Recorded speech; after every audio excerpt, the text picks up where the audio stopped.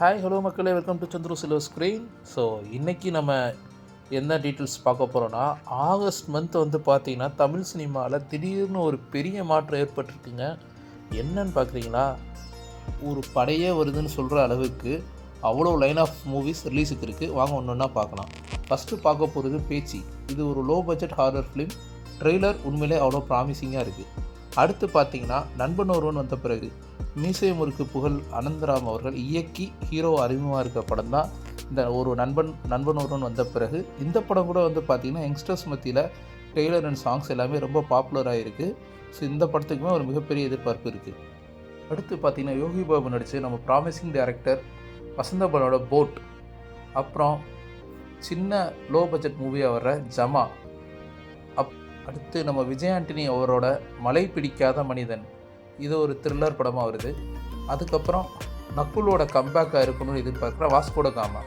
6 படமே வந்து பார்த்திங்கன்னா இப்போ ஆகஸ்ட் 2 ரிலீஸ் பிளானில் இருக்குது. 26 வெளிவர போகிற ராயன் படத்தோட ரிசல்ட்டை பொறுத்து இந்த ஆகஸ்ட் 2 பிளானில் இருக்கிற 6 படங்களில் ஏதாவது ஒரு சில படங்கள் தள்ளி போக வாய்ப்பு இருக்குன்னு சினிமா இண்டஸ்ட்ரியில் பேசிக்கிறாங்க. பொறுத்து இருந்து பார்ப்போம். ஆகஸ்ட் 9 ரிலீஸ் பிளான் பண்ணியிருக்க மூவி தான் மின்மினி. இது வந்து பார்த்திங்கன்னா ஹரிதா ஷமீம் அப்படின்ற டேரக்டர் தான் டேரக்ட் பண்ணியிருக்காங்க. ஸோ அவங்க இதுக்கு முன்னாடி இயக்குன 3 திரைப்படங்களுமே பார்த்திங்கன்னா நல்ல ஒரு ஃபீல் குட் மூவி தான். பூரசன் பிபி, ஏழை, அப்புறம் சில்லு கருப்பட்டின்னு. ஸோ அதனால் வந்து பார்த்திங்கன்னா இந்த படத்துக்குமே ஒரு சின்ன ஒரு எதிர்பார்ப்பு இருக்குதுன்னு தான் சொல்லணும். ஸோ ஆகஸ்ட் 9 ரிலீஸ் ஆக போகிற படம் தான் இந்த மின்மினி. அடுத்து ஆகஸ்ட் 15 இண்டிபெண்டன்ஸ் டேக்கு ஒரு 4 படம் லைனப் இருக்குது.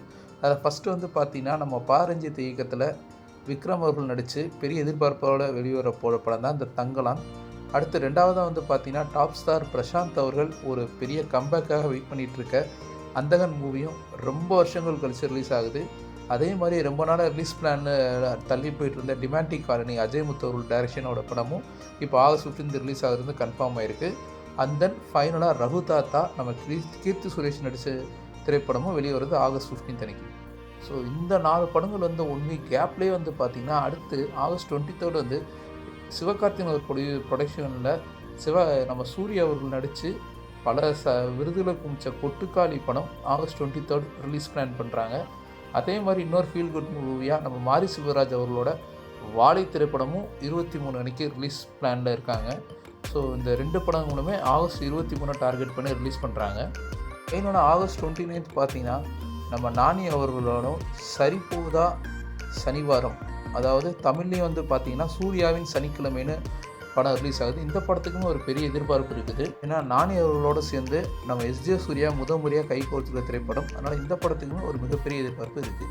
ஸோ அந்த ஆகஸ்ட் மந்த்து பார்த்திங்கன்னா சின்ன பட்ஜெட்லேருந்து பெரிய பட்ஜெட் படங்கள் வரைக்கும் மிக எதிர்பார்ப்புடைய படங்களும் வெளியே வருது. ஸோ அதனால் எப்படி தேட்டர்ஸை வந்து ஹோல்ட் பண்ணி தேட்டர்லாம் வந்து லிஸ்டிங் போட்டு எந்த மாதிரி ரிலீஸ் பண்ண போகிறாங்கன்றது ஒரு மிகப்பெரிய கன்ஃபியூஷனாக தான் இருக்கும். ஸோ அதனால் எத்தனை படங்கள் உண்மையிலே வரும் தள்ளி போகுன்றது இப்போதைக்கு நமக்கு எதுவும் கன்ஃபார்மாக தெரில. பட் இந்த படங்கள் எல்லாமே நெக்ஸ்ட் மந்த் ரிலீஸ் லிஸ்ட்டில் இருக்குது அப்படிங்கிறது கன்ஃபார்ம் நியூஸ். ஸோ பொறுத்திருந்து பார்ப்போம் நெக்ஸ்ட்டு இந்த வர படங்கள் எத்தனை படங்கள் ஜெயிக்குதுன்றதை.